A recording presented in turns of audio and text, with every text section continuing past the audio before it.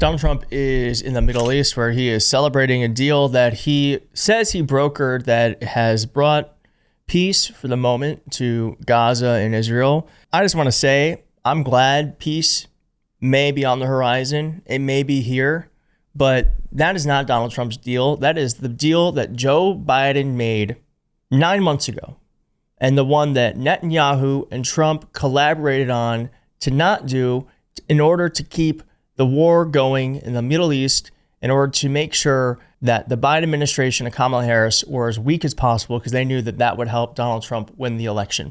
Okay? So I celebrate peace. I'm not celebrating Donald Trump's supposed victory because, like most other things, he's just copying someone else's homework. Now, Donald Trump got protested during his speech, and he's also getting protested here at home where war-torn Chicago. Who's ever heard of a marathon happening during a war? Well, it's happening in Chicago, apparently. And look at this one protester sign. People are so creative. But before we get to that, if you could please hit like on this video and subscribe. It helps more people see it, and we're almost at 1 million subscribers. And subscribing is free, and it's going to help us get there sooner. Thanks. Let's get to this.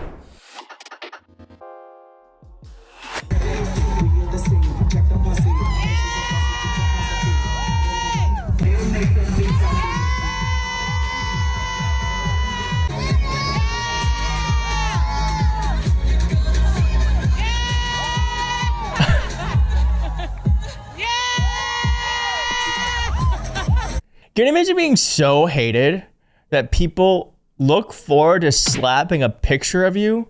Oh my gosh, I would be distraught if people felt this way about me, truly. So thank you, Chicago, for showing that, one, life goes on after the military invades your city for no reason, and two, there are still creative ways to protest. Now, as I said, Donald Trump is in the Middle East where he's celebrating the 20 living hostages being freed. No talk about the Palestinians who died during this time. I think it's weird to celebrate this when tens of thousands of Palestinians have died for no reason. Yet, Donald Trump is still hungry for war.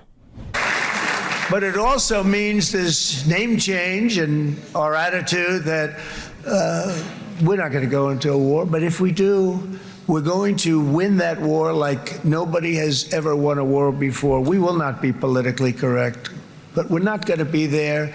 And I think, you know, as you mentioned, Bibi, before, peace through strength. And that's what it's all about. It's very Orwellian, isn't it? War is peace. Peace is war. It's very, very, very strange. And I don't believe Donald Trump can do much of anything besides grift. I don't think he's got anything else in his body besides the grifting gift. And if he's not making money, he truly doesn't care. Now, I gotta say that if you're pissed off about everything, there is a big protest coming up this Saturday called the No Kings protest. It's part 2, baby. We're gonna make it bigger than ever. And the Trump administration is freaking out about this. I don't have one, I have 2 administration officials trying to talk down these protests, which makes me know that they are worried as hell about this. Here they are.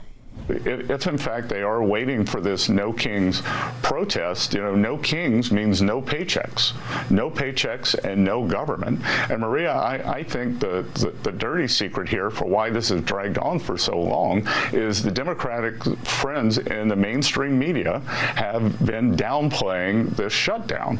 And this is getting serious. It's starting to affect the real economy. No kings means no. First off, he's threatening to not pay people, which is so messed up, to not pay middle class employees what they're owed.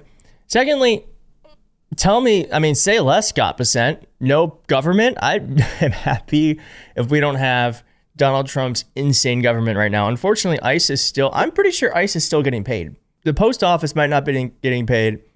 ICE certainly is. Really shows this government's priorities. But still, if they are saying no government, I'm kind of for that right now. Sean Duffy also is very frustrated by the No Kings protest. But again, the No Kings protest, Maria, really frustrating. I mean, this is part of Antifa, paid protesters. It begs the question, who's funding it? But yeah, Democrats want to wait for a big rally of a No Kings protest, when the bottom line is, who's running the show in the Senate? Chuck Schumer's not running the show. The No Kings protesters or organizers are running the show. Is AOC threatening a primary against Chuck Schumer? Is she running the show? But you need a strong leader in the Senate to take control and make decisions. And Chuck Schumer's blowing in the breeze. He has no power, no authority, because he's given it up to his primary opponent, potentially in AOC, or to the No Kings protester organizers. And it's shameful. Huh? I got to do the math on that one. The No Kings protester, who's funding it? It's Antifa, paid protesters, equals Chuck Schumer is controlled by the protesters. That doesn't make sense. By the way, he's not controlled by the protesters. Most people who watch this channel, and I'm sure are going to be at the protest, are not happy with Chuck Schumer and what he's doing. By the way, when he's talking about the No Kings protesters being Antifa, these are the protesters in Portland that they're calling Antifa. Does this look like Antifa to you? On the National Guard, have you decided which city that you want to go into next? Yeah, I have. I have. I'm not going to say it now, but yeah, I have. We're going to go into another place and straighten it out. And I will say this: I watched today. I didn't know that was continuing to go on, but Portland is unbelievable. It is unbelievable. I want to get one of these floaty things and go walk the street myself. It's such a brilliant way to make the protest look non-threatening. It's so smart. It's so smart. Now, as I said, Donald Trump was also interrupted by protesters during his remarks. And they somehow can relate to him. I've known him for many years, and I've seen it over and over again. להוציא את חבר הכנסת עודה, להוציא אותו מהאולם, להוציא אותו מיד, החוצה, החוצה. This Knesset member. Please expel this Knesset member. להוציא גם את חבר הכנסת כסיף. להוציא את חבר הכנסת כסיף מהאולם. Expel Knesset member Kasif out of the hall. Please expel him immediately.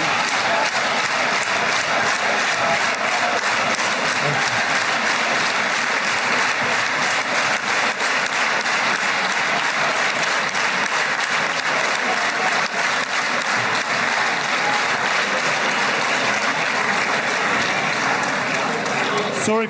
I'm glad that happened. Donald Trump needs to know that he's unpopular not only at home, where I think he probably isn't super aware that people freaking hate him, but whenever that happens to him, it's really important. It doesn't happen that often, actually. I'm not sure why. I think they're super, super calculating about putting him only in front of audiences that are just wanting to slurp him up. But it's really good when he gets a wake-up call of reality. You can't change that fact, and he needs it because the Egyptian leader later called him Your Excellency. أنا كنت متأكد فخامة الرئيس أنا كالوحيد القادر على تحقيق هذا الإنجاز والإنهاء. I've been very confident that Your Excellency is the only one who's capable of bringing this about. Ugh. It's just so appalling. He's the president of the United States.